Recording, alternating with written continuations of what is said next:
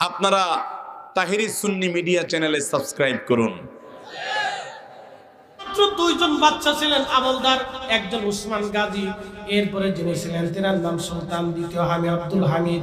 এছাড়া আমি আর কাউকে ভালো দেখি না। এরপরে যদি আপনি ফাতিমা দেখেন, তারা ছিলেন শিয়া। এরপর আপনি যদি সেলজুক দেখেন, সেলজুকের শুধু প্রথম বাচ্চা যিনি ছিলেন মালিক শাহ, তিনি ব্যতীত এরপরে যারা আসছিলেন সব ছিলেন দুনিয়ালোভী। শুধু মালিকুল মুলক ছিলেন নিজামউদ্দিন। একমাত্র তিনার সময় হযরতে ইমাম গাজ্জালী রাহিমাহুল্লাহ, তিনি বাতিলদের বিরুদ্ধে তিনি একমাত্র জিহাদ করেছিলেন। সেলজুকদের ভিতরে অধিকাংশ দুনিয়ালোভী, ক্ষমতালোভী। আপনি যদি দেখেন খাওয়ারিজম, আপনি খাওয়ারিজমদের ভিতরে অনেকেই ছিল দুনিয়ালোভী। এরকম সবাই কোনো না কোনো লোভী ছিল, সম্পদ লোভী, দুনিয়ালোভী। তাদের মাধ্যম দিয়ে ইসলামের তেমন কোনো খেদমত হয় নাই। ইসলামের খেদমত করা করলেন পায়ে হেঁটে হেঁটে, বজ্রায় চড়ে চড়ে, দেশ দেশান্তরে যাইয়া, কাফেরদের ভিতরে ঢুকে, অবিশ্বাসীদের কাছে দেখ কালেমার দাওয়াত জেনে দিলেন তিনি আল্লাহর ওলি। একা খাদা বাবা আজমিরি, একা তিনি 90 লক্ষ মুসলমানকে তিনি কালেমা পড়ায়া, 90 লক্ষ বেঈমানকে তিনি কালেমা পড়ায়া মুসলমান বানিয়েছিলেন। একবার আওয়াজ তুলে জোরে বলা যাবে কি মারহাবা। মানুষ হইয়া ভবেতে আসিয়া মানুষের করিলাম কি, আমি নবী না মানিলাম কি যে ভুল করিলাম, আমি নবী না মানিলাম কি যে ভুল করিলাম, ভস্মে ঢালিলাম ঘি। মানুষ হইয়া ভবেতে আসিয়া মানুষের করিলাম কি, মানুষ হইয়া ভবেতে আসিয়া মানুষের করিলাম কি। আপনাদেরকে আরেকটু বুঝাই। আমি আপনাদের সামনে ওয়াজ শেষ করে ধরেন, আমি আপনাদের সামনে দিয়ে ফটিকছড়ি দিয়ে হাটহাজারী দিয়ে আমি যাচ্ছিলাম। তো হাটহাজারী মরে যাওয়ার পরে দেখলাম এক ভিখারি বসে আছে। এক বৃদ্ধা নারী আমার দিকে হাত বাড়িয়ে বলল, বাবা সারাদিন আমি ক্ষুধার্ত ছিলাম, আমাকে খাইতে কিছু পয়সা দেন অথবা আমাকে খাইতে দেন। এক বৃদ্ধা নারী এসে বলল, বাবা আমাকে কিছু খেতে দেন, আমি ক্ষুধার্ত। ঠিক তখনই আমি তাকে একটা ধমক দিয়ে চলে গেলাম। আমার পকেটে পয়সা, আমার কাছে টাকা আছে, কিন্তু তাকে খেতে দিলাম না। ঠিক একই রকম আমার মতো একজন মানুষ, দাড়ি নাই, টুপি নাই, জুব্বা নাই, পাগড়ি নাই, সে রাস্তা দিয়ে হেঁটে যাওয়ার সময় বৃদ্ধা নারী হাত পেতে বলল, বাবা আমি ক্ষুধার্ত, সারাদিন আমি না খাওয়া ছিলাম, বাবা আমাকে কিছু খেতে দেন। ঠিক তখন এই লোকটার মায়া হলো, হোটেলে নিয়ে ওই লোকটা ওই বৃদ্ধ নারীকে খাইতে দিল। আমার মাথায় পাগড়ি আছে, টুপি আছে, পায়জামা আছে, জুব্বা আছে, মুখে দাড়ি আছে, কিন্তু আমি খেতে দিলাম না। কিন্তু একজন দাড়ি ছাড়া, জুব্বা ছাড়া, টুপি ছাড়া, পাঞ্জাবি ছাড়া ওই মহিলাকে খেতে দিল, ক্ষুধার্ত মানুষকে খেতে দিল। বলেন আপনার দৃষ্টিকোণ থেকে কোন লোকটা শ্রেষ্ঠ হবে? বুঝেন নাই? শ্রেষ্ঠ কে বলে? যিনি খাওয়াইলেন না তিনি শ্রেষ্ঠ না, যে খাওয়াইলো তিনি শ্রেষ্ঠ। হ্যাঁ, এই শ্রেষ্ঠত্ব কিসের কারণে হবে? হুজুর বলে গেছেন 10টা গুণ, তার একটা গুণের নাম হচ্ছে ইহসান। একটা গুণের নাম কি?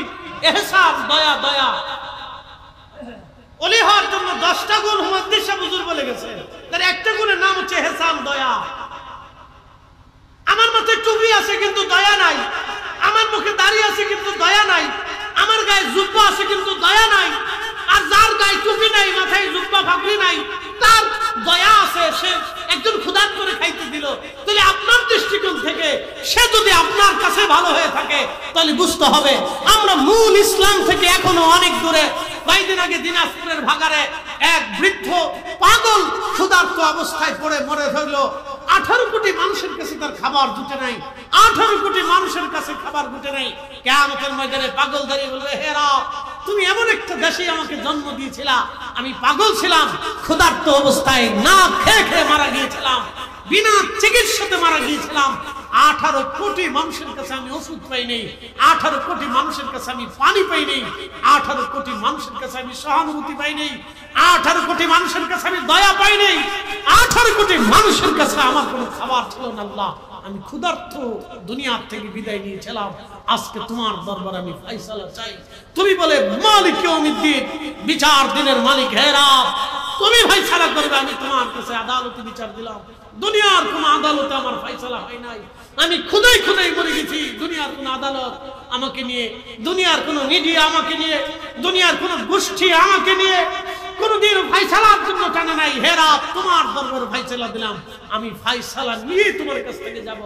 বলেন সেই দিন সর্বপ্রথম ধরা খাবে আমার দেশের প্রধান উপদেষ্টা, রাষ্ট্রপতি, প্রধান সেনাপতি, সচিবরা এবং সরকারি কর্মকর্তা কর্মচারী যারা ছিলেন, খাদ্য অধিদপ্তরে যিনি প্রধান ছিলেন এবং চিকিৎসা শাস্ত্রের যিনি প্রধান ছিলেন, এই সমস্ত অধিদপ্তরে যারা প্রধান আছেন তিনার সর্বপ্রথম আসামি হবে, এরপরে ধনীর আসামি হবে, এরপরে সাধারণ জনগণ আসামি হবে।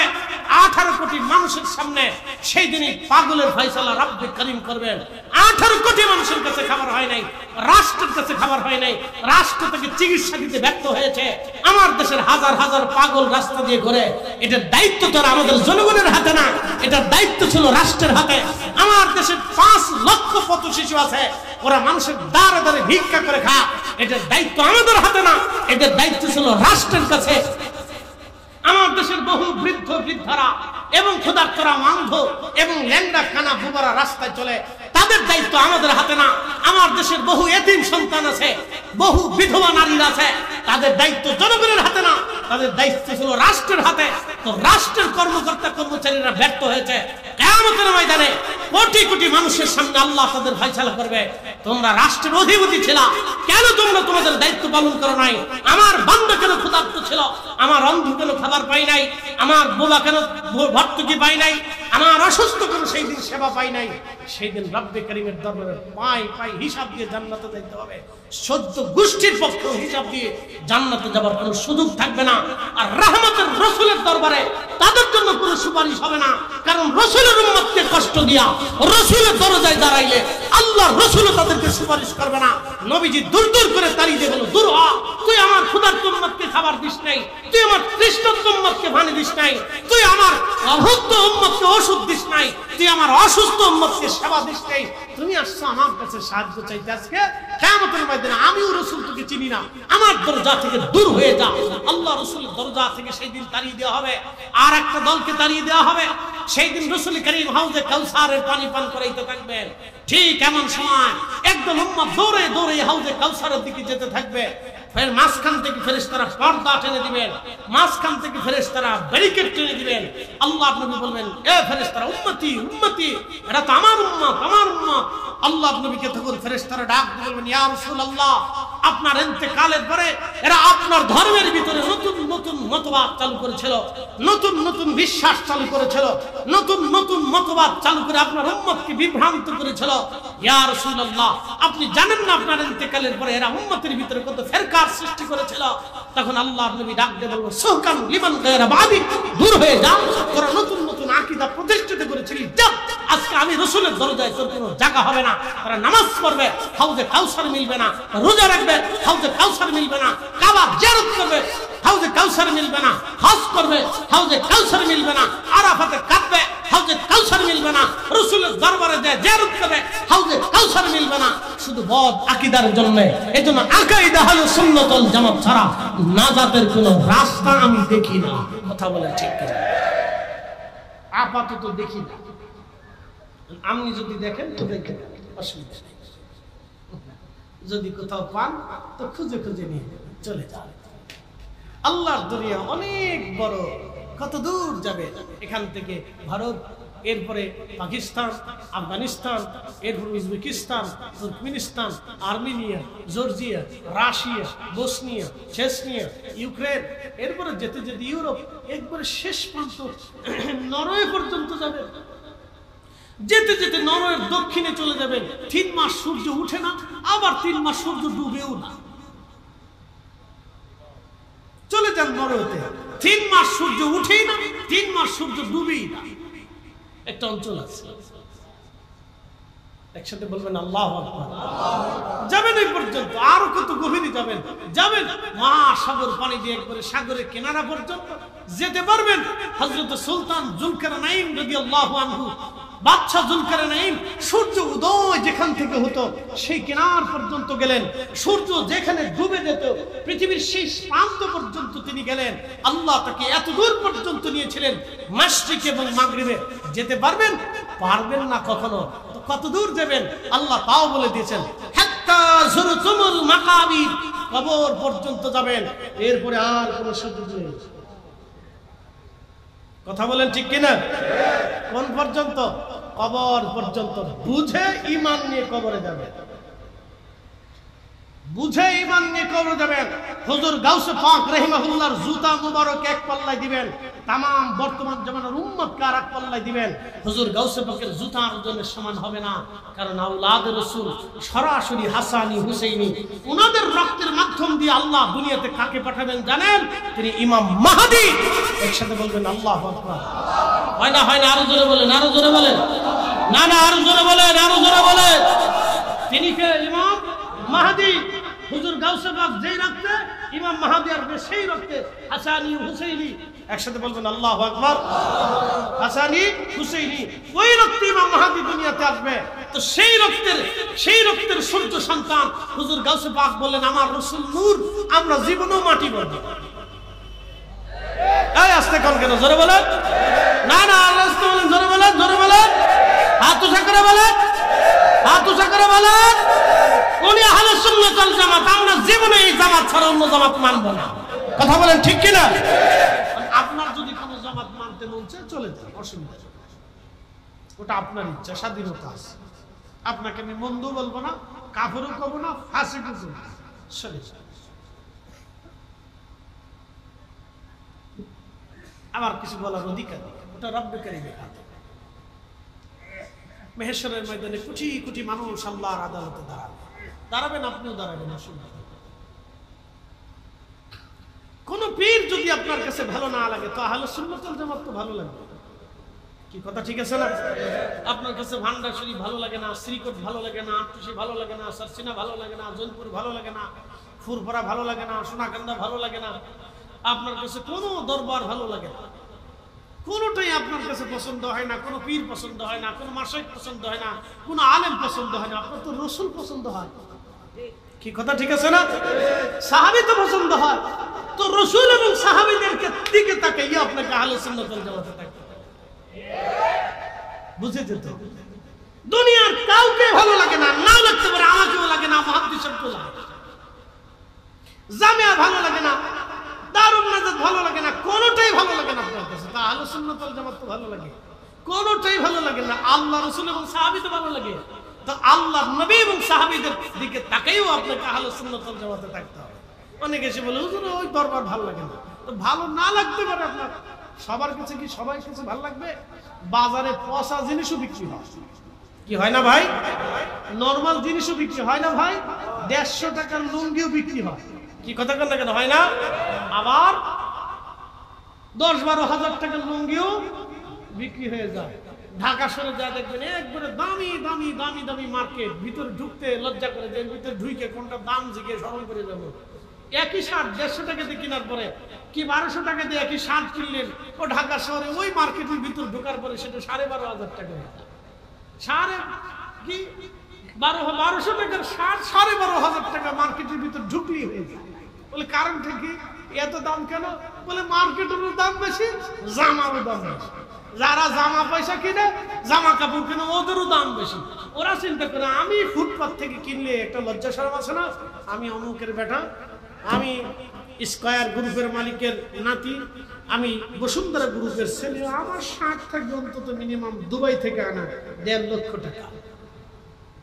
কাপড় কিন্তু ওই একই ছাতা, ঘুরে ফিরে দেখেন, কথা কন দেখেন, ঘুরে ফিরে দেখেন ছাতা কাপড় একই, 19 আর 20, বেশি বেশি পার্থক্য না, 19 আর 20।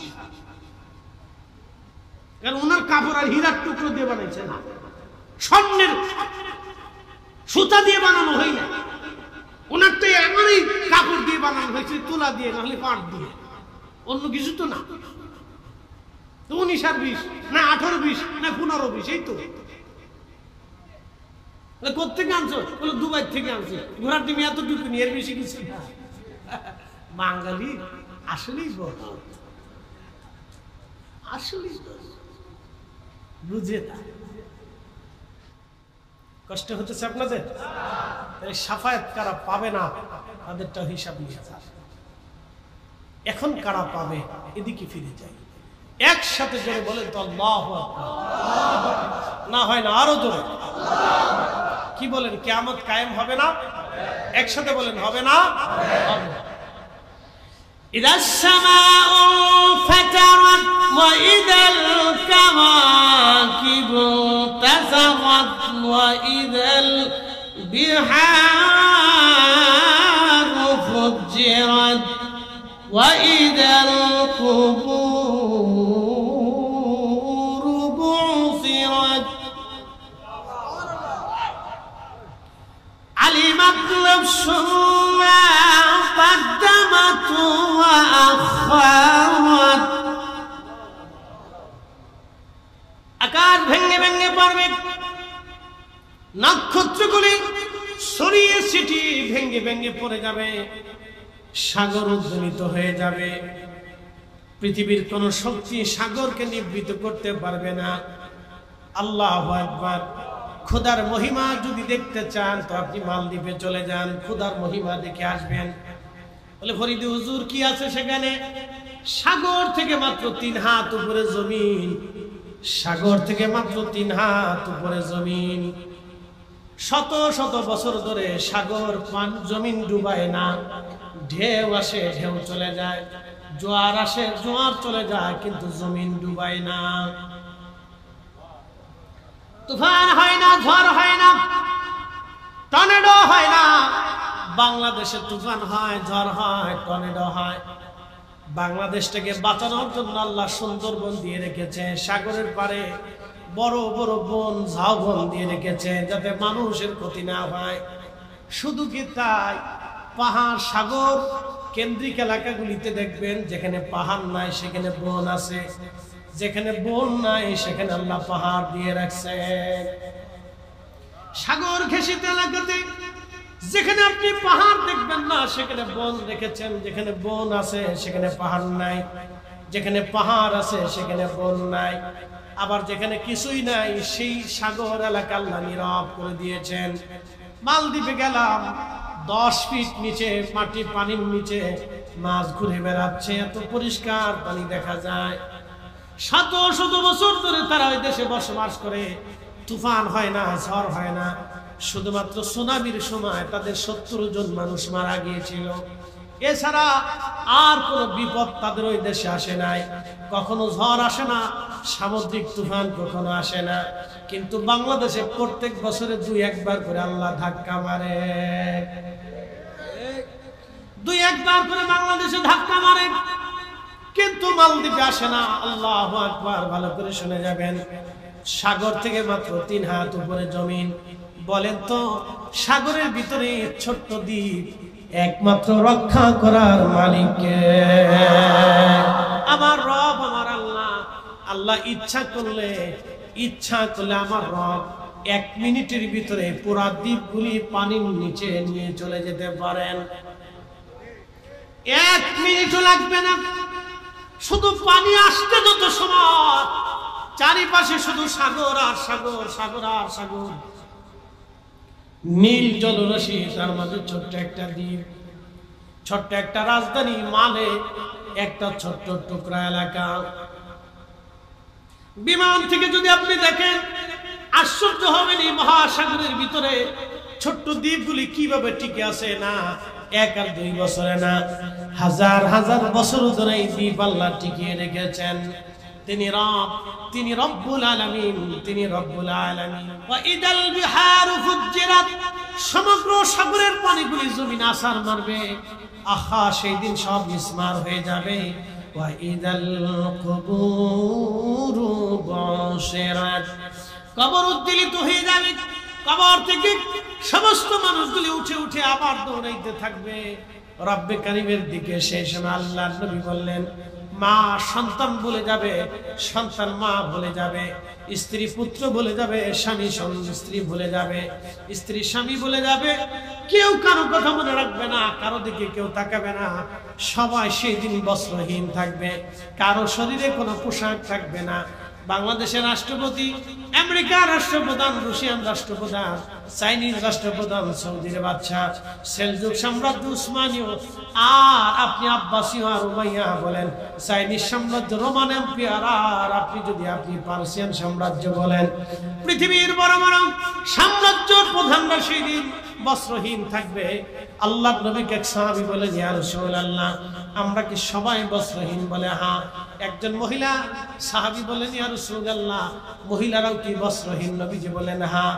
আল্লাহর নবীকে তখন এক মহিলা সাহাবী বলেন, ইয়া রাসূলুল্লাহ, তাহলে কেউ কি কারো গুপ্ত অঙ্গের দিকে তাকাবে না?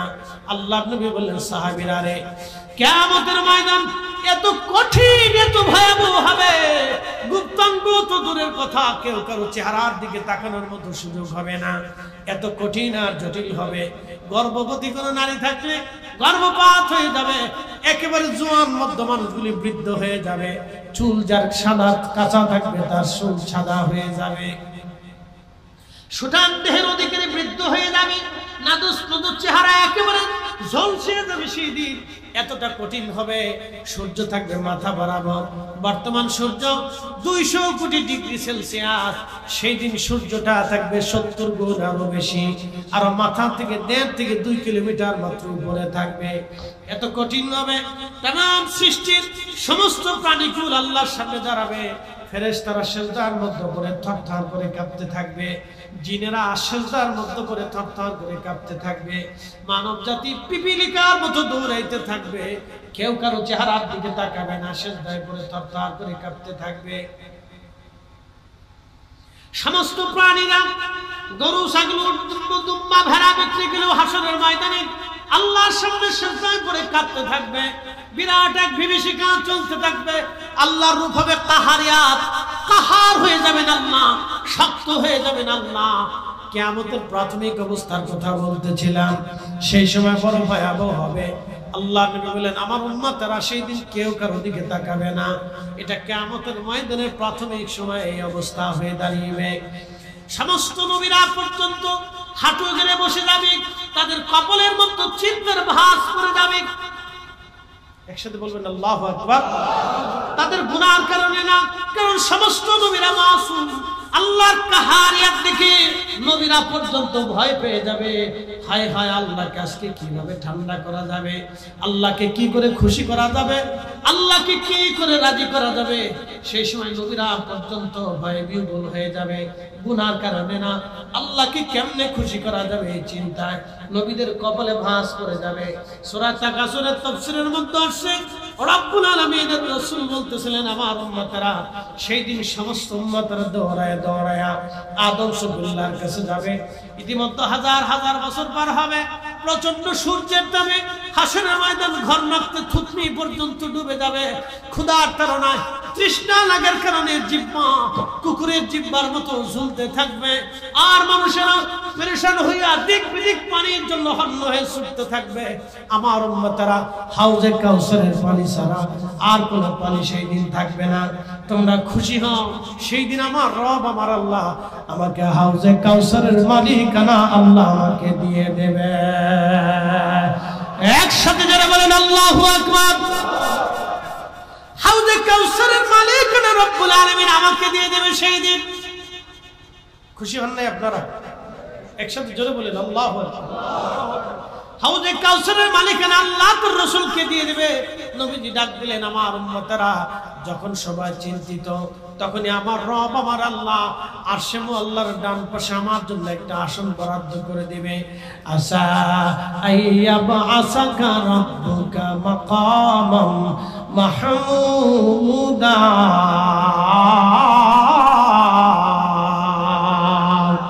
শ্রেষ্ঠ নবী দিলাম রে তরিয়ে দিতে রোজা হাসরে, পথ না ভুলি তাই তো দিলে পাক কুরআনের বাণী খোদা তোমার মেহেরবানি সুন্দর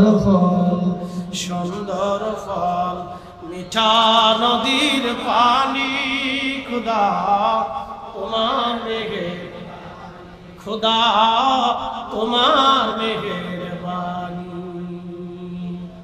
সেই দিন সমস্ত মানব জাতি দৌড়াবে, আদম সফিউল্লাহর সামনে দাঁড়ায় কাঁদতে থাকবে। আদম, আপনি সফিউল্লাহ ছিলেন, আল্লাহ আপনাকে বড় আদর করে যত্ন করে বানিয়েছিলেন। আদম রে, আজ আমরা আপনার সন্তান, আপনি আমাদের বাবা। আজকে আল্লাহর কাছে যান, আল্লাহর কাহারিয়া, আল্লাহর রাগান্বিত, আল্লাহর দয়া মায়া যেন আজ আমাদের প্রকাশ পায়। আল্লাহ রাগ করে আছে, আল্লাহকে আজকে আপনি দয়া করে রাগ মিটান, আল্লাহর দরবারে আমাদের জন্য কিছু চান। আদম সফিউল্লাহ বলবে, তাড়াতাড়ি চলে যাও অন্য কোথাও, যদিও আমি তোমাদের বাবা, আজকে কোনো কাজে হবে না, আমার কাছে আসি কোনো লাভ হবে না, চলে যাও, আমি নিজের চিন্তায় পেরেশান হয়ে আছি। তখন আদম আলাইহিস সালাম তাড়িয়ে দিবেন, চলে আসবো আমরা হযরতে নূহ নবীর কাছে। আপনি শরীয়তের বাবা, আপনি কিছু ফয়সালা করেন। নূহ নবী বলবে, তাড়াতাড়ি যাও, আমি চিন্তায় পেরেশানির মধ্যে আছি, চলে আসবো আমরা হযরত ইব্রাহিম খলিলুল্লাহর কাছে। ওগো সাইয়েদুল ইব্রাহিম, আপনি আল্লাহর খলিল ছিলেন, রব্বে কারীমের দরবারে আপনি আমাদের জন্য কিছু বলেন। ইব্রাহিম সেই দিন বলবে, তোমরা চলে যাও, পেরেশানির মধ্যে আছি। সেই দিন ইব্রাহিম আলাইহিস সালাম তাড়িয়ে দিবেন। তখন আমরা চলে আসবো হযরত মুসা কালিমুল্লাহর কাছে, হযরত দাউদ আলাইহিস সালামের কাছে। দাউদ, আপনি তো নবিউল্লাহ ছিলেন, মুজিজা আল্লাহ দিয়েছিলেন, কণ্ঠ দিয়েছিলেন, আজকে একটা ফয়সালা করে দেন। দাউদ আলাইহিস সালাম বলবে, চলে যাও, পেরেশানির মধ্যে আছি, চিন্তায় আছে আল্লাহর কাহারিয়াত নিয়ে। তখন সবাই চলে আসবে মুসা কালিমুল্লাহর কাছে। মুসা কালিমুল্লাহ, আপনি তো কালিমুল্লাহ, আল্লাহ আপনার সাথে কালাম করেছিল, আপনি আজকে কোনো বিহিত করেন। তিনি বলবেন, চিন্তায় পেরেশানির মধ্যে আছি, আল্লাহর কাহারিয়াত কিভাবে মিটানো যায়, আমার দ্বারা সম্ভব হবে না, তোমরা চলে যাও। হযরত সাইয়েদনা ঈসার কাছে আমরা চলে আসবো। ঈসা রুহুল্লাহ ডাক দিবে, কোন নবীর কাছে যে কোনো লাভ হবে না, 2,24,000 নবীর কাছে যে কোনো কাজ হবে না, আমার কাছে আসছো, আমি যেই নবীর উম্মত হয়েছিলাম, দুনিয়াতে আখিরি জামানাতে গিয়েছিলাম, তোমরা যদি ওই নবীর কাছে যেতে পারো তাহলে আজকে হয়তো কোনো কাজ হবে। তখন আমরা সবাই দৌড়াইয়া রাহমাতুল লিল আলামিনের দরজার সামনে যায় দাঁড়াবো, দরবারে মুস্তাফাতে দাঁড়াবো। একবার জোরে বলা যাবে কি মারহাবা? না না, আরো জোরে বলেন আল্লাহু আকবার। আমার দেশে একদল আছে, আমিন, ওরা বলে মক্কা হজ করতে যাবা, কিন্তু মদিনায় রাসূলের রওজা জিয়ারতের নিয়ত করে যাবা না, এটা হারাম। আসতে হলো কেন? জোরে বলেন, আরো জোরে, আরো জোরে। আজকে ওরা রাসূলের জিয়ারত থেকে উম্মতকে সরাইতে চায়, কিয়ামতের ময়দানে ওরা ফতোয়া কোথায় যাবে? সেই দিন তো নবীর কদমে যেতেই হবে। এই কথা কন না কেন? এই জোরে বলেন, সেই দিন তো রাসূলের কদমে ওদের দাঁড়াতে হবে। তার মানে ওই দিন আল্লাহ রাসূলের কদম থেকে ওরা আগে বিতাড়িত হবে। কথা কন না কেন? আল্লাহ নবী বলে, সুহকান সুহকান, দূর হয়ে যা শতাব, দুনিয়াতে তুই তো আমার মানতি না। কথা কন না কেন? দুনিয়াতে আমার সুপারিশ মানিস নাই, আমার জিয়ারত মানিস নাই, আমার শাফাআত ইনকার করেছিলি, আজকে আমি রাসূলের দরবারে তোদের কোনো জায়গা হবে না, তোরা আজকে আমার সামনে থেকে চলে যা, চলে যা। সেদিন আল্লাহ নবী তার সামনে থেকে এই বেদাতি দলকে তাড়ায় দেবে। কষ্ট হচ্ছে আপনাদের? আশা কথা তিতে লাগে। মাকালের ফল দেখতে ভালো, উপরে লাল নীল, ভিতরে কালো। মাকাল ফল চিনেন? চট্টগ্রামে উপরে একটা ফল আছে না, দেখতে খুব সুন্দর দেখা যায়, ভিতরে ময়লা গন্ধ। কি ফল? কাইন্দা ফল। এটা আমাদের দেশে বলে মাকাল। কাইন্দা ফল, কাইন্দা। মাকালের ফল দেখতে ভালো, উপরে লাল নীল, ভিতরে কালো। কাইন্দা ফল দেখতে ভালো, উপরে লাল নীল, ভিতরে কালো। ওরে সারা জীবন এমনি গেল দয়াল, সারা জীবন এমনি গেল গেল খাইতে আমরা পারলাম না। যার ভিতরে নাই রসুলের প্রেম তার সাথে ভাব কইর না। যার ভিতরে নাই রসুলের প্রেম তার সাথে ভাব কইর না।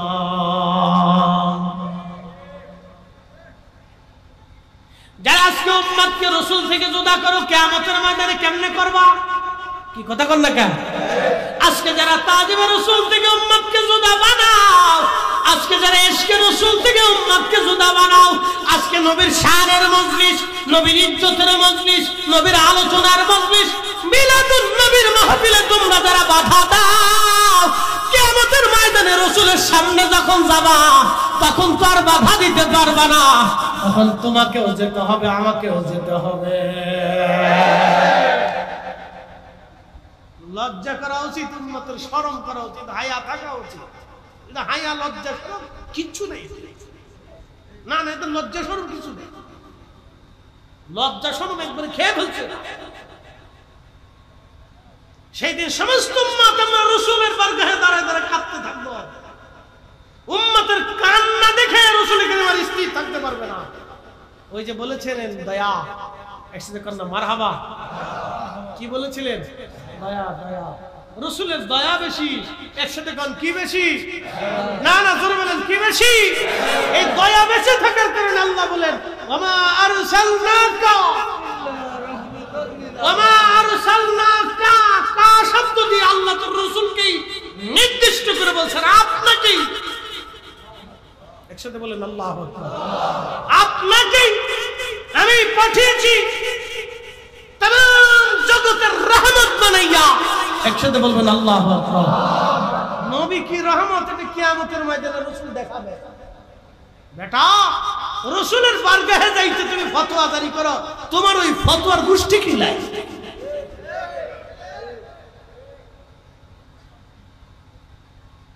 শোনা যাবে না হাজিরিন?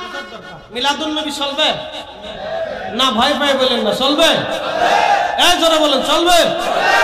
যদি কেউ বলে আমি রসুলের উম্মত, তা আমি বলবো তুমি মিলাদুন নবীর মাহফিলে টাকা দাও, অর্থ দাও, খরচ দাও, সময় দাও, তোমার জিন্দেগি দাও। কথা কর না কেন? কারণ মিলাদুন নবীর মাহফিলে রসুলের শানে যত আলোচনা হয়, এত আলোচনা অন্য কোন মাহফিলে হয় না। বাংলাদেশে তাফসীরুল কুরআন মাহফিল হয় সারা বাংলাদেশে। আমাকে একটা পরিসংখ্যান দেন তো, আমি তো বাংলাদেশ ঘোরা ব্যক্তি। বাংলাদেশের এমন কোন জেলা নাই যে জেলার ভাত আমার পেটে না গেছে। কয়দিন আগেও পঞ্চগড়, ঠাকুরগাঁ, কুড়িগ্রাম, লালমনি, গাইবান্ধা, গাইবান্ধা শুনছেন তো আপনারা? গরুবান্ধা, গাইবান্ধা যেটি করেন একই জিনিস, রংপুর, নীলফামারী, এই সব কটা জেলা মাহফিল করে তারপরে আসছে। গত বৃহস্পতিবারে নীলফামারীতে লালমনিরহাটে দুইটা মাহফিল করছি, বাদেশে একটা করে আরেকটা মাহফিল করছি দই খাওয়া, গুতামারি। কইলে আপনারা লজ্জা পাবে, এটার নাম বলা যাবে না, শুধু বললাম গুতামারি, বাকিটার কইলাম না। গুতামারি আর কইলাম না, এই গুতামারি মাহফিল করে তারপরে পরের দিন এসে এই মাহফিল করছি বাঞ্ছারাঞ্চ। কালকে আজকে জুমা পরে আপনাদের এখানে আসলাম, তো দৌড়ের উপরে আছে, দেখছেন কয় হাজার কিলোমিটার গাড়ি দাবাইছে বুঝে। খুব মনোযোগ দেন। তো বাংলাদেশের এমন কোন জেলা নাই যে জেলা আমার পেটে ভাত না গেছে। তাফসীরুল কুরআন মাহফিল বাংলাদেশে হাজার হাজার হয়। আমাকে দেখান তো কোন তাফসীরুল কুরআন মাহফিলে, কয়টা তাফসীরুল কুরআন মাহফিলে রাসূল কারীমের শানের আয়াত দিয়ে বলা হয় যে আপনি রাসূল কারীমের এই শানের আয়াতের উপর আমাদেরকে তাফসীর করে শোনান। আমাকে একটু দেখান। দেখেন বাংলাদেশে অনেক তাফসীরুল কুরআন মাহফিল, কোন বক্তাকে বলা হয় যে এই আয়াতে নম্বরে রাসূল কারীমের শান আছে, শানের উপরে আপনি আমাদেরকে একটু তাফসীর করে শোনান। আমাকে দেখেন কয়টা তাফসীর কুরআন মাহফিল। আমাকে যদি দেখাই দিতে পারেন, পোস্টার আছে, কাগজ কলম আছে, আমাকে একটু দেখাই দিন। আচ্ছা, কোরআন শরীফ কারে দিয়ে পাইছি? আস্তে কোন কেন, জোরে বলেন। ওই রাসূলের আলোচনা যদি উম্মতের কোরআনের মজলিসে না হয় তো কার মজলিসে হবে মিয়া? এই জন্য মিলাদুন নবী মাহফিল কায়েম রাখতেই হবে। হাত উঁচু করে বলেন ঠিক না বেঠে?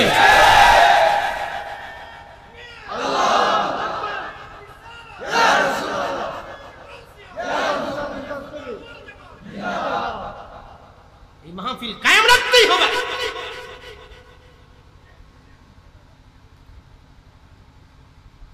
মেহশরের মাঠে কঠিন সময়ে উম্মতের কান্না দেখে আল্লাহ নবী আর স্থির থাকতে পারবে না। একসাথে বলবেন আল্লাহু আকবার। বুঝতে পারতেছেন আমি কিয়ামতের ময়দানে প্রথম হালতের কথা আপনাদের সামনে উপস্থাপন, আরো ভয়াবহতা আছে কোরআনে, সূরা সাবাতে, সূরা জিলজালে, আরো অনেক সূরা কারিয়াতে, বহু সূরাতে, অনেকগুলি সূরাতে কিয়ামতের প্রথম অর্ধের ভয়াবহতার কথা বর্ণিত আছে। এগুলি বলতে গেলে রাত শেষ হয়ে যাবে। এরপরে দ্বিতীয় অর্ধের দিকে আসেন, যখন আমরা যে কান্নাকাটি শুরু করে দিব, আমাদের চোখের পানি দেখে আল্লাহ রাসূল আর স্থির থাকতে পারবেন না। একসাথে বলবেন না মারহাবা, না আরো জোরে বলুন দয়া, দয়া লেগে যাবে রহমতুল নবী। আহা, সেদিন রাসূলের দয়া লাগবে। আজকে উম্মত রাসূলের ইশকের মাহফিলের প্রতি আপনার দয়া লাগতেছে না? লজ্জা করা উচিত, আপনার শরম করা উচিত। যেই মজলিসে আমার রাসূলের শান হবে, আমার নবীর আলোচনা হবে, নাম যেটা হোক, সাথে আমি নাম দিয়ে কি করবো, আমার রাসূলের আলোচনা হবে, এই মজলিস আমি কেমনে বন্ধ করি? কি কথা কর না কেন? এই মজলিস আমি কেমনে বন্ধ করি? আমার তো লজ্জা করা উচিত, সামান্য পরিমাণে হায়া থাকা উচিত। আপনি ফতোয়া দেন পরে, ফতোয়া বস্তাবেন না, ঘরের ভিতরে নিয়ে শুয়ে থাকেন মাথার বালিশ বানাইয়া।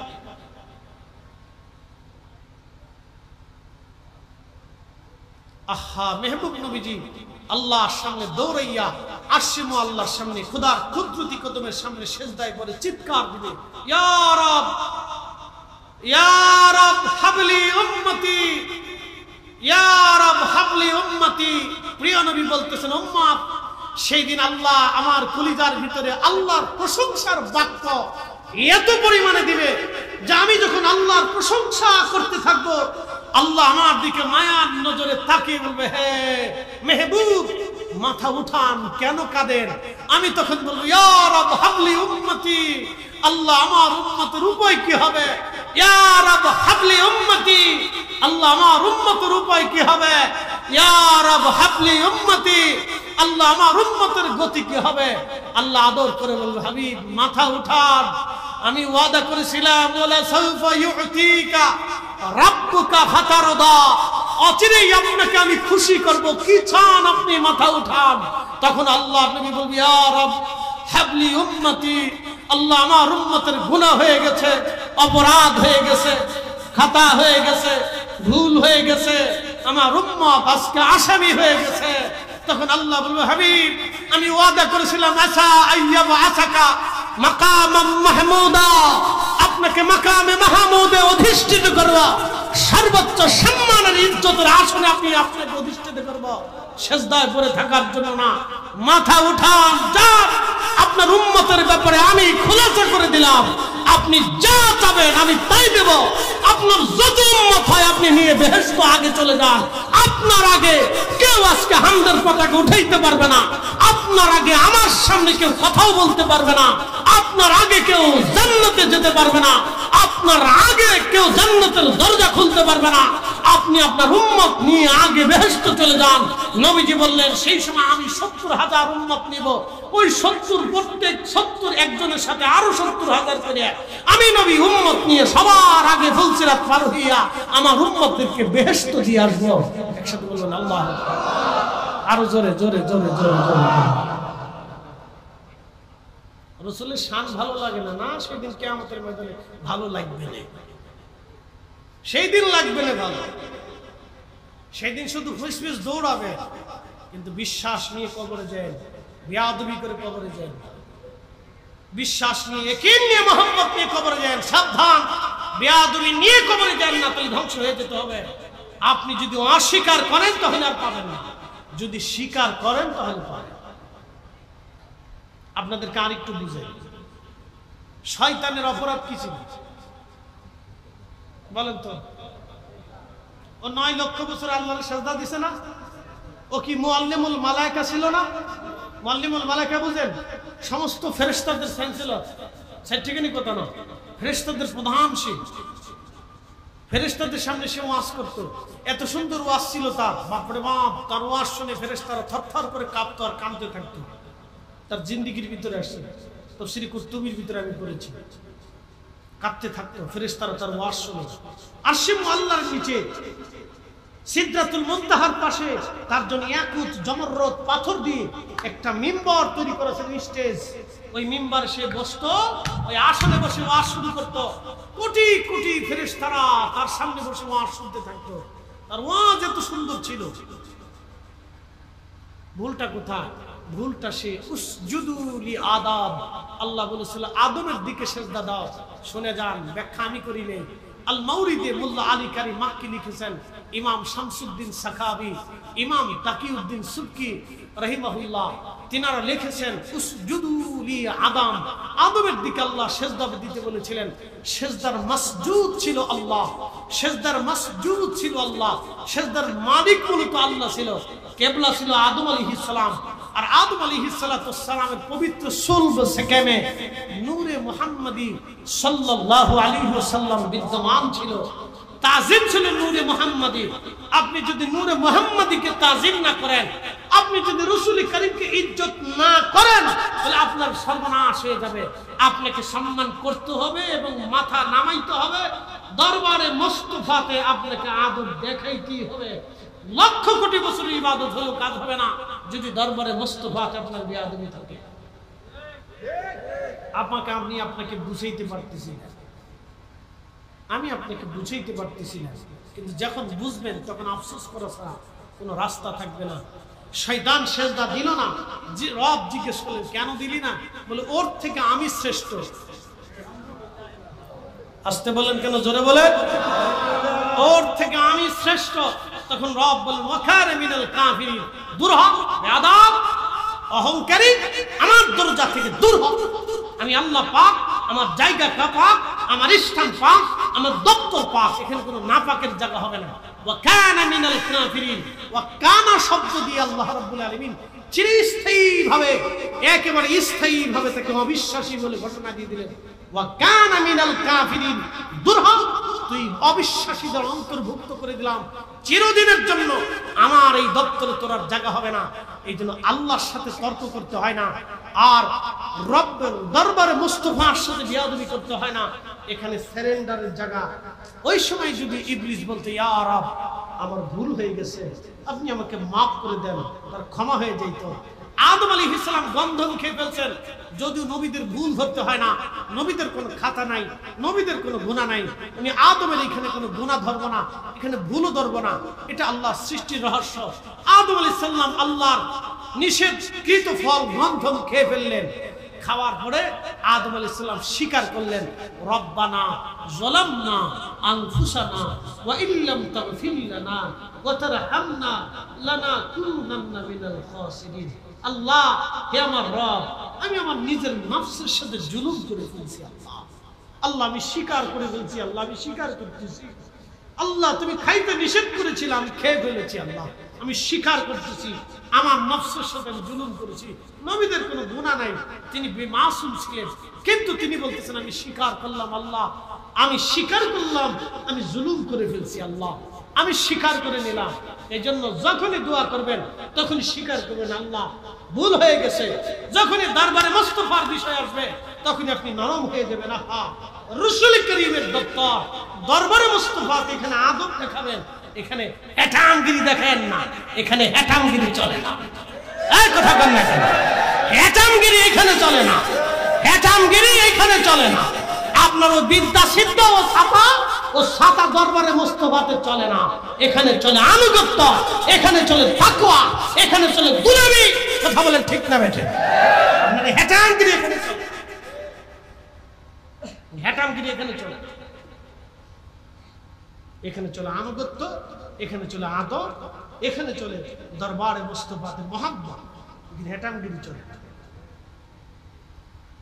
সিদ্দিক আকবর আবু বকর রাদিয়াল্লাহু আনহু, এই শুনেন, আবু বকর রাদিয়াল্লাহু আনহু আম্মা জান ছোট্ট আয়েশা সিদ্দিকাকে নিয়ে গেছে, বয়স মাত্র 6 বছর। এই 50 বছরের একজন বৃদ্ধর কাছে আপনার 6 বছরের মেয়ে বিয়ে দিবেন? হ্যাঁ, কেউ দেবে? 50 বছরের এক বৃদ্ধ আয়েশা যদি বলে আব্দুল করিম তোমার মেয়েটা আমার সাথে বিয়ে দাও, 6 বছরের মেয়ে দেবেন? উল্টে আপনি জুতা দিয়ে বাইরে গিয়ে বুড়ারে সোজা করবেন, বুড়া আজকে সোজা করে দেবে। কিন্তু সিদ্দিক আকবর আম্মা জানকে নিয়ে গেলেন, ইয়া রাসূলুল্লাহ আমার আয়েশাকে আপনি স্ত্রী বানায় না। প্রিয় নবী মুস্কি হাসি দিয়ে বললেন, আবু বকর ছোট, সে তো অনেক ছোট।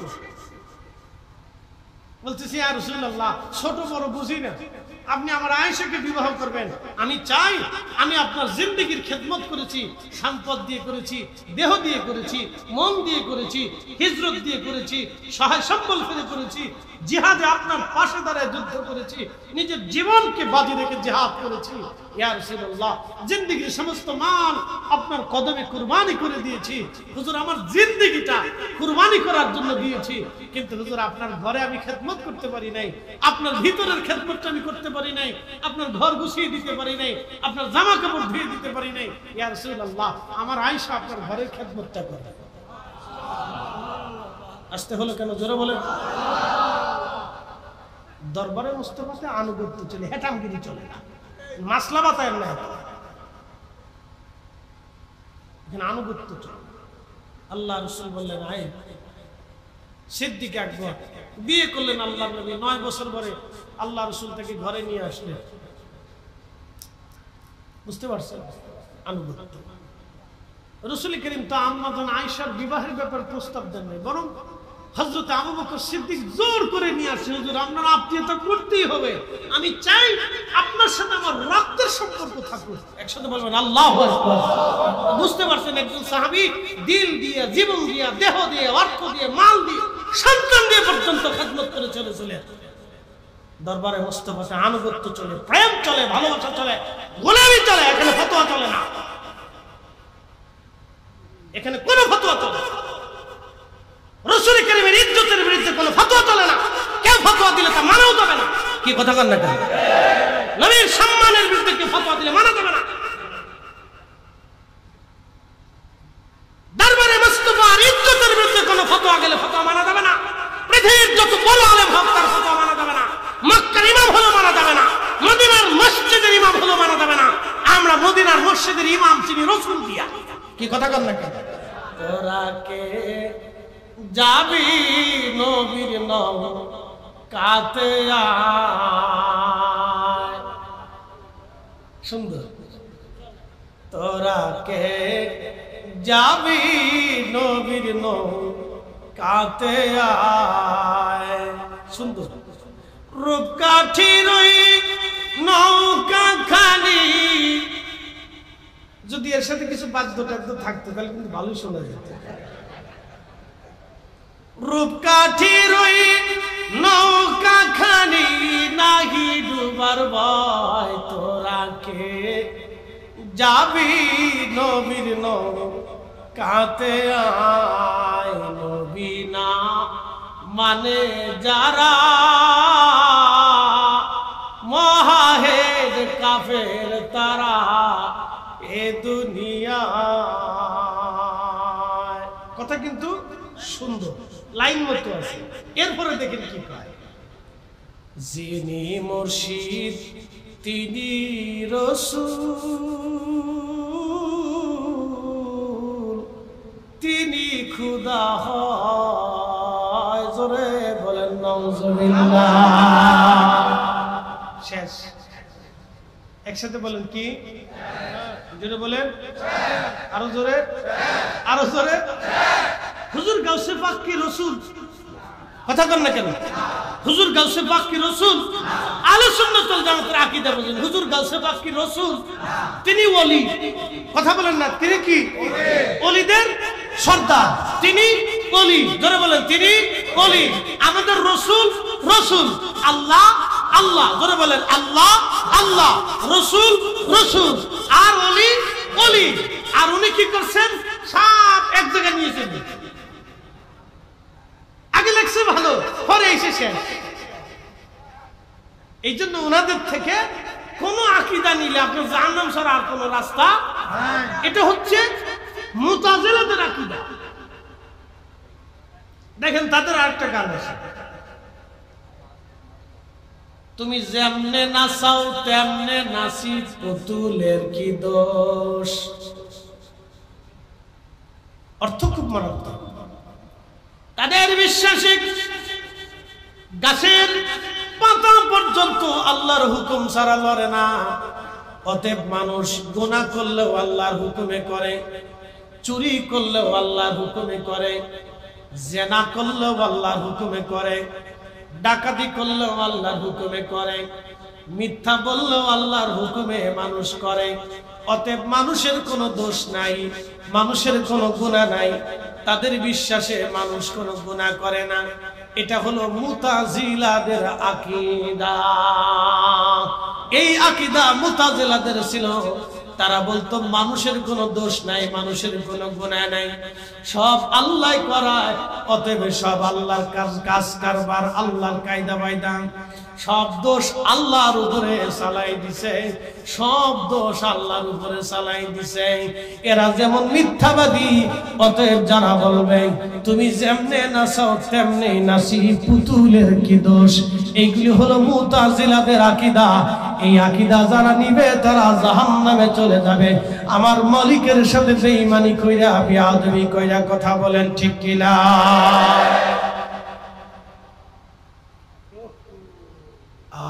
আমিন। এদেরকে একটু ধরবো, আমিন। বাংলাদেশে যারা আছে, পৃথিবীর অন্য কোন দেশে না। আমি কয়েকদিন আগে মালয়েশিয়া গেলাম। মালয়েশিয়া হুজুর গাউসে পাকের আওলাদ, আল্লাহু আকবার, সুলতানুল আরিফিন আল্লামা শায়েখ ইসমাইল বুগদাদি আল হাসানি ওয়াল হুসাইনি রাদিয়াল্লাহু আনহু, ওনার পবিত্র মাজার আছে মালাক্কা সাগরের ভিতরে, ছোট্ট দ্বীপ পোলাও মুসারে। 900 বছর আগে হুজুর গাউসে পাকের আওলাদ এই জমিনে সে কালেমার দাওয়াত দিয়েছেন। মালয়েশিয়াতে ইসলাম গেল আল্লাহর ওলিদের হাত ধরে। মালদ্বীপে মাহফিল করে আসছি, মালদ্বীপে ইসলাম গেল ইব্রাহিম ইস্কান্দারি রাহিমাহুল্লাহর হাত ধরে। রাশিয়াতে ইসলাম গেল আল্লাহর ওলির হাত ধরে। আর্মেনিয়া, জর্জিয়া, বসনিয়া, হার্জেগোভিনাতে ইসলাম গেল খাজা বাহাউদ্দিন নকশবন্দ বুখারীর হাত ধরে। ওলিরা যেখানে গেল সেখানে ইসলাম আল্লাহ ওলিদের মাধ্যমে পাঠিয়ে দিল।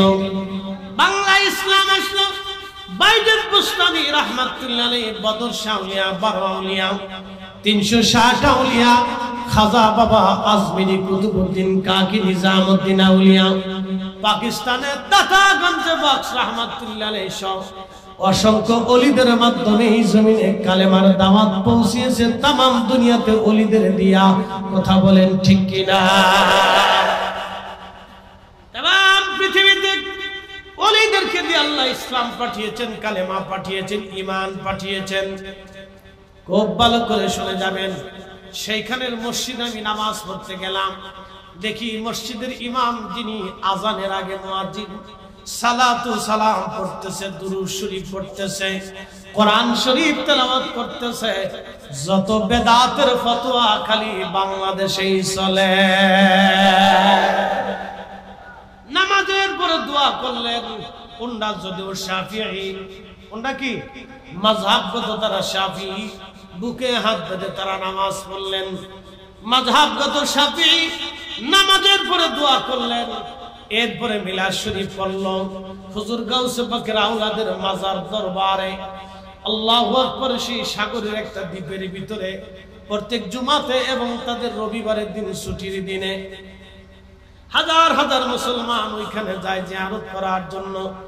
এখনো সেইখানে লঙ্গরখানা চালু আছে, খাবার দাবার চালু আছে, সেইখানে মিলাদ হয়, সেইখানে দোয়া হয়, জিয়ারত হয়, আজানের আগে সালাতু সালাম হয়, নামাজের পরে দোয়া হয়। কোনো ফতোয়া নাই, শুধু ধাক্কা ধাক্কি, গুতাগুতি বাংলাদেশে। তারা শাফি, বুকে হাত বেঁধে নামাজ পড়ে, শাফি মাযহাবকে ফলো করে। বন্ধু খুব মনোযোগ দেবেন। মালদ্বীপে গেলাম নামাজ পড়তে, তারা শাফি মাযহাব অনুসরণ করে। তারা ইন্দোনেশিয়াতে শাফিঈ, ব্রুনাইতে শাফি, ফিলিপাইন্সে শাফি, থাইল্যান্ডে শাফি, এই অঞ্চলগুলিতে শাফি মাযহাবের প্রাধান্যতা বেশি। বাংলাদেশ, পাকিস্তান, ভারত, এরপরে আপনার Afghanistan, Uzbekistan, Tajikistan, Turkmenistan, Turkestan, এই বেলটা পুরাপুরি তেনারা হলো হানাফি। ইরাকের বাগদাদ থেকে কিছু অংশ শুরু করে হানাফি। আর পৃথিবীতে আফ্রিকা মহাদেশের অধিকাংশ তারা মালিকি। এই জন্য কাবা শরীফে যায় দেখবেন অধিক আফ্রিকানরা হাত ছেড়ে দিয়ে নামাজে দাঁড়ায়। একজন দাঁড়াইলো নাভির নিচে হাত বেঁধে, আরেকজন দেখবেন দাঁড়াইলো বুকের উপরে হাত বেঁধে, আরেকজন দেখবেন কাবা শরীফে হাত ছেড়ে দিয়ে নামাজ পড়তেছে। কাবা শরীফে কোনো গুতাগুতি চলে না, মারামারি চলে না। এইখানে একজন আর একজনকে কয় না, বেটা তুমি হাত ছেড়ে নামাজ পড়লে কেন, নামাজ হবে না। ঠিক কথা কেন দেখে এইখানে এই মাসলা চলে। একজনে হাত ছেড়ে দিয়ে নামাজ পড়তেছে, অসুবিধা নেই। আরেকজন বুকে বাঁধছে, তাও অসুবিধা নেই। আরেকজন নাভির নিচে বাঁধছে, তাও অসুবিধা নেই। কিন্তু বাংলাদেশে একদল আছে, সে কোন মাযহাব মানে না। বাংলাদেশের গ্রুপ, এদের কোন মাযহাব নাই। তারা বলে আমরা লা মাযহাব। শুনে যান, তারা লা মাযহাব, বুকে হাত বেঁধে নামাজ পড়ে। এদের বিশ্বাস শুনে যান। এদের বিশ্বাস হচ্ছে রাসূল কারীমের আব্বা আম্মা দুইজন জাহান্নামী কাফের। আস্তে কোনকে জোরে বলেন, জোরে জোরে জোরে। যারা রাসূলের আব্বা আম্মাকে কাফের বলতে পারে, সে আপনাকেও কাফের বলতে পারে। আস্তে কোন কেন, জোরে বলেন। সে আপনাকে কি বলতে পারে, কাফের বলতে পারে, বেদাতি বলতে পারে, মুশরিক বলতে পারে। ও সাতার দিকে আমাদের তাকানো যাবে কি টেন্ডেন্সি তাদের দেখেন। আল্লাহ রাসূলের আব্বা আম্মাকে কাফের বানিয়ে দিয়েছে। এখন বলেন আপনারা ওনাদের ব্যাপারে আমাদের কি ফতোয়া আসবে? আমাদের দেওয়া লাগবে না, ওনাদের ফতোয়া আল্লাহ নিজেই দিয়ে রাখছে। ইন্নাল্লাযীনা ইউযুনাল্লাহ ওয়া রাসূলাহু লা'নাহুমুল্লাহু ফিদ দুনিয়া ওয়াল আখিরাহ। আল্লাহ এবং রাসূলকে যারা কষ্ট দেয়, আমার আল্লাহ বললেন লা'নাহুমুল্লাহু ফিদ দুনিয়া ওয়াল আখিরাহ, আল্লাহর পক্ষ থেকে তাদের উপরে লানত। দুনিয়াতেও তারা মালউন, আখিরাতেও তারা মালউন। দুনিয়াতেও মালউন, আখিরাতেও মালউন, কবরেও তারা মালউন। তারা অভিশপ্ত, অভিশপ্ত, অভিশপ্ত। আমি বলি নাই, আল্লাহ নিজে কোরআনে বলে দিয়েছেন। কোরআন বলতেছে তারা অভিশপ্ত, অভিশপ্ত, অভিশপ্ত। আল্লাহ এবং তার নবীকে যারা কষ্ট দেয়। আচ্ছা বলেন তো, আপনি যদি এসে আমার সামনে দাঁড়ায় বলেন, এই ফরিদি সাহেব, আপনার বাবার চরিত্র ভালো না, যদিও আমার আব্বার চরিত্র ভালো না, যদি সত্য প্রমাণিত হয়, তারপরেও আমার কাছে খারাপ লাগবে। আমার আব্বা নিয়ে আপনি কথা বলেছেন। আপনার কাছে এসে যদি কেউ বলে তোমার আব্বা গরু চুরি করেছিল, যদিও সেটা সত্য প্রমাণিত হয়, তারপরেও আপনার কষ্ট লাগবে। কি কথা বল না কেন? ঠিক আছে না? কারণ আপনার বাবা, সে আপনার জন্মগত পিতা, যদিও তার জীবনে কোন এক সময় ভুল করছিল, ওই সেই ভুলটাই নেই না। আপনাকে যদি বলে আপনার বাপে তো ওই সেই এক কাজ করছিল, সেই পাকিস্তান পিরিয়ডে আপনার বাপ কাজ করছিল, হ্যাঁ, আপনার বাবা রাজাকারগিরি করছিল, তো আপনার কাছে কষ্ট লাগবে? কষ্ট লাগবে না? কষ্ট লাগবে যে আমার আব্বা সেই সময় নিরীহ মানুষদেরকে হত্যা করছে, খুন করছে, মারছে। আপনার কাছে কষ্ট লাগবে। অথবা আপনার বাপ ডাকাত ছিল, তা আপনার আব্বা ডাকাতি করতো, তো আপনার কাছে কষ্ট লাগবে। যদিও ধরেন সত্য, কিন্তু আপনার কাছে যদি কষ্ট লাগে, প্রিয় নবী রহমান আমিন রাসূল করিম, তিনি সৃষ্টির শ্রেষ্ঠ, তিনি পাক পাক, তিনার মতো মহামানবকে আল্লাহ কোন কাফেরের পেট দিয়ে দুনিয়াতে আনে নাই। তিনাকে আল্লাহ ও তাকাল্লুবাক ফিস সাজিদিন, সিজদাকারীদের মাধ্যম দিয়া, ঈমানওয়ালাদের মাধ্যম দিয়া, পাক ও পবিত্র ব্যক্তিদের মাধ্যম দিয়া আল্লাহ তার রাসূলকে দুনিয়াতে এনেছিলেন। অতএব রাসূলকে যারা নাপাক বলবে, রাসূলের আব্বা আম্মাকে যারা কাফের বলবে, জাহান্নামী বলবে, আমি মনে করি সে দুনিয়াতে মালউন, অভিশপ্ত, অভিশপ্ত। কথা বলেন ঠিক না মিথ্যা? এইজন্য এরাও বাতিল। জোরে বলেন এরা কি? জোরে বলেন এরা কি? কেউ বেজার টেজার হয়ে নাম ওই দলে থাকলে মন খারাপ করেন না ভাই। আপনার মন খারাপ করার জন্য বলতেছি না প্রিয় ভাই আমার দায়িত্ব আপনাকে বুঝানো। মানা না মানা, আমাদের দেশে বহু সনাতনী আছে, অনেক ওয়ার্শনে সনাতনীরা ওয়ার্শনে চলে যায় কিন্তু বিশ্বাস করে না। কথা ঠিক আছে না? পৃথিবীতে বহু খ্রিস্টান আছে আমাদের ধর্ম সম্পর্কে জানে কিন্তু বিশ্বাস করে না। আবু জাহেল জানতো রাসূল করিম শেষ নবী, কিন্তু কখনো মানতো না, কখনো সে মানে নেই। আবু লাহাব জানতো আমার ভাতিজার নবী, কিন্তু তারপরে রাসূল করিমকে পাথর নিক্ষেপ করেছিল। প্রিয় ভাই, তো অনেকে জানে বুঝে কিন্তু বিশ্বাসে আসে না। কেন? দুনিয়াবি চিন্তা, সাংসারিক ঝামেলা, এলাকা ভিত্তিক পরিবেশে, রাজনৈতিক পরিবেশে নানাবিধ চিন্তা করতে করতে শেষ পর্যন্ত নবীজির চাচা আবু তালিবের মতো ঈমান হারা হয়ে কবরে চলে যায়। আবু তালিবকে রাসূল বলেছিলেন, চাচা শুধু একটা বার আপনি পড়েন, একটা বার আপনি পড়েন। এর ভিতরে আবু জাহেল বড় শয়তান ছিল। এই শয়তানটা কি করছে জানেন? রাসূল করিমের চাচার সামনে যে চুপচাপ দিয়ে বসে রয়েছে, যদি মৃত্যুর আগে একবার পড়ে ফেলে তাহলে আমাদের মক্কার ইজ্জত চলে যাবে। আবু জাহেল একেবারে কাছে বসে রয়েছে। প্রিয় নবীজি রাসূল করিম সাল্লাল্লাহু আলাইহি সাল্লাম ওই ঘরের দরজার সামনে দাঁড়িয়ে বলতেছিলেন, চাচা আপনি মেনে নেন। আবু জাহেল পাশে থাকার কারণে রাসূল করিমের চাচা আবু তালিব বলেন, ভাতিজারে এখন যদি আমি কালেমা পড়ি, আমি জানি তুমি আল্লাহর পক্ষ থেকে আসছো, কি যদি তোমার কালেমা এখন পড়ি তাহলে ওই যে ওরা বসে রয়েছে, ওরা বলবে আমি মরার আগে মৃত্যুর ভয়ে আমি আগে কিছু বলি নেই, এখন মরার সময় আমি কাপুরুষ হয়ে বইলে কালেমা পড়ে কবরে চলে গেছি, ওরা আমাকে কাপুরুষ বলবে। এই চিন্তা চেতনার কারণে তিনি প্রকাশ্য কালেমা পড়তে পারেন। আখিরাত কি হবে আমি জানি না, সেটা আল্লাহ এবং তার রাসূলের ফয়সালা। আমি ওনার ব্যাপারে কোনো ফয়সালা দেব না, আমি ওনার ব্যাপারে নীরব আছি। ফয়সালাটা আল্লাহ এবং তার রাসূলের উপর। জিন্দেগিতে বহু সময় রাসূলের খেদমত তিনি করেছেন। ইয়া রাব্বি, ওনার মতো রাসূলের খেদমত, নবীকে দরদ আর কেউ করতে পারে না। প্রিয় নবীর সারা জিন্দেগি দুঃখের সাথী ছিলেন নবীজির চাচা আবু তালিব। এত বড় দুঃখের সাথে রাসূলের জীবনে আর কেউ ছিল না। যদি উনি কালেমা পড়েই কবরে চলে যাইতেন তাহলে এই উম্মতের শ্রেষ্ঠ ব্যক্তি উনিই থাকতেন, কারণ উনি এত পরিমাণে রাসূলের খেদমত করেছেন যে নবীজিকে কাঁধে করে, পিঠে করে, কোলে করে ঘুমিয়ে থাকছেন, গোসল করেছেন, খাবার খাওয়াইছেন, নিজের কাছ থেকে কখনো জুদা করেন নাই, ওনার শাশির কাছেও কখনো রেখে যান নাই, যে অনেক সময় শাশির কাছে রেখে গেলে শাশি মারতে টারতে পারে, খাবার টাবার নাও দিতে পারে। সফরে চলে গেলে শাশা নিজে কোলে করে নিয়ে যেতেন। একসাথে বলবেন আল্লাহু আকবার। নিজের বাবু সন্তানকে এতটা আদর করতেন না যতটা আদর রাসূল করিমের চাচা আবু তালিব রাসূলকে করতেন। পৃথিবীর যত দূরে ব্যবসা করতে যাইতেন নিজের সাথে করে নিয়ে যেতেন, যে আমার এতিম ভাতিজা আমি কারো হাতে দেব না, আমার সাথেই থাকবে। নিজে গোসল করাইতেন, নিজে কাপড় পরাইতেন, নিজে খাওয়াইতেন, নিজে ঘুম পড়াইতেন, হাঁটতে না বললে কাঁধে করে হাঁটতেন। প্রচুর মরুভূমির পথ, শত শত মাইল, হাজার মাইলের রাস্তা নিজের কাঁধে করে নিয়ে হাইটা হাইটা মরুভূমির ভিতর দিয়ে রাসূলকে নিয়ে গেছেন। আহা, উনি যদি প্রকাশ্যে কালেমা পড়ে যাইতেন তাহলে এই উম্মতের শ্রেষ্ঠ ব্যক্তি উনি থাকতেন, কারণ রাসূলকে এত পরিমাণে খেদমত কাঁধে করে নিয়ে, কোলে করে নিয়ে, বুকে করে নিয়ে আর কারো সুযোগে নসিব হয় না, আর কারো নসিব হয়। এত মহব্বত করা আর কারো নসিব হয়, এত ভালোবাসাটা এই উম্মতের আর কারো নসিব হয়। উনি যেইভাবে খেদমত করেছেন। প্রিয় উপস্থিতি হাজিরিন, খুব ভালো করে শুনে যাবেন।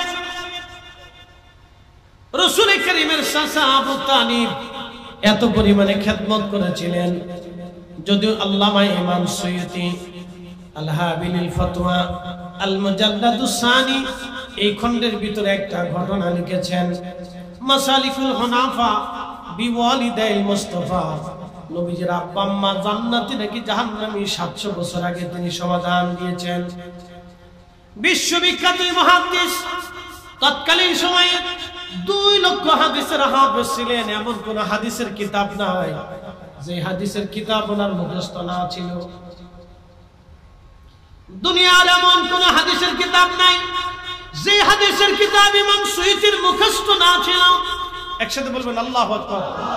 না হয় না, আরো জোরে বলেন, আরো জোরে বলেন। দুনিয়ার এমন কোন হাদিসের কিতাব নাই যে কিতাব ওনার মুখস্থ না ছিল, অথচ ওনার মতো মুহাদ্দিস মিলাদুন নবী সাল্লাল্লাহু আলাইহি সাল্লামের ব্যাপারে কিতাব লিখেছেন। আর যারা বুখারী শরীফ ঠিক মতো বুঝেই না তারা মিলাদুন নবীর বিরোধিতা করে। কথা বলেন না কেন?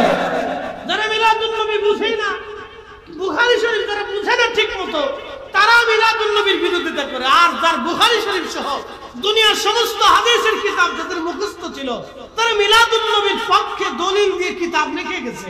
কি আশ্চর্য, কি আশ্চর্য দুনিয়াতে দেখেন আপনি, একটু ভাবেন তো, চিন্তা করেন তো। এই জন্য দুনিয়াতে যত শাফিঈ মাযহাবের মানুষ আছে অধিক শাফিঈ মাযহাবরা মিলাদুন নবী ঘটা করে পালন করে। আপনি মালয়েশিয়াতে যাবেন, রাষ্ট্রীয়ভাবে মিলাদুন নবী হয়। আপনি ব্রুনাইতে যাবেন, রাজা নিজে মিলাদুন নবীর জুলুসে রাস্তায় বের হয়ে আসে। মারহাবা বলবেন না? হ্যাঁ, ইন্দোনেশিয়াতে রাষ্ট্রীয়ভাবে মিলাদুন নবী পালিত হয়।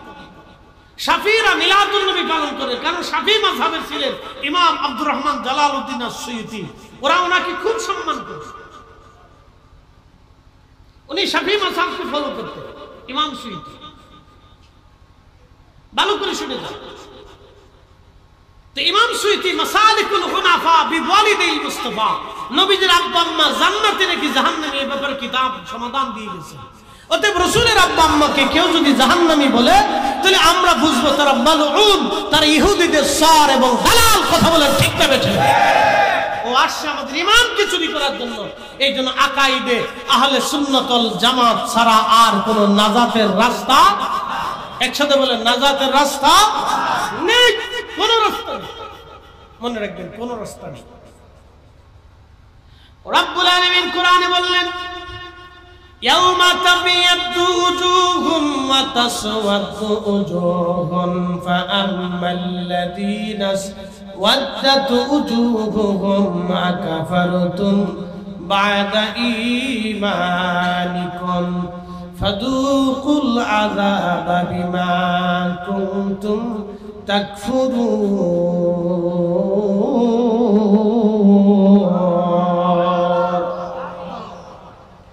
আল্লাহ বলেন, ইয়াউমা তাবিয়াদ্দু উজুহ, কিয়ামতের ময়দানে একদল মানুষের চেহারা থাকবে উজ্জ্বল, দেখলে বোঝা যাবে তারা জান্নাতি জান্নাতি জান্নাতি। তারা কারা? ইয়াউমা তাবিয়াদ্দু উজুহুনের তাফসীর করতে যাইয়া নবীজির চাচাতো ভাই রাইসুল মুফাসসিরিন হযরত আব্দুল্লাহ ইবনে আব্বাস রাদিয়াল্লাহু আনহুমা, যার মাজার শরীফ হলো তায়েফে, হাজী সাহেবরা তায়েফে যাওয়ার সময় হযরত ইবনে আব্বাসের মাজার জিয়ারত করে যায়, অথবা আসার সময় জিয়ারত করে। বিশ্ববিখ্যাত মুফাসসির, যিনি কোরআন সবচেয়ে বেশি বুঝনেওয়ালা, আল্লাহর নবীর পরে যিনি কোরআন বেশি বুঝতেন, তিনি হযরত ইবনে আব্বাস। একসাথে বলবেন না মারহাবা? আল্লাহর নবীর পরে, জোরে বলেন, আল্লাহর রাসূলের পরে কোরআন যিনি বেশি বুঝতেন তিনি হযরত ইবনে আব্বাস। অতএব ওনার তাফসীরের পরে দুনিয়াতে আর কারো তাফসীর লাগে না, দুনিয়াতে আর কারো তাফসীর বুঝতে হবে না, উনি নিজে যা তাফসীর করেছেন। হযরত আব্দুল্লাহ ইবনে আব্বাস বলেন, ওহুম আহলুস সুন্নাতি ওয়াল জামাত, তারা অন্য কোন জামাত না। কিয়ামতের ময়দানে আরশে মুআল্লার নিচে নূরের মিম্বরে নূরের চেহারাতে যারা বসে থাকবে, তারা কারা? ওহুম আহলুস সুন্নাহ ওয়াল জামাত, তারা আহলে সুন্নাত ওয়াল জামাত। একবার জোরে বলা যাবে কি মারহাবা?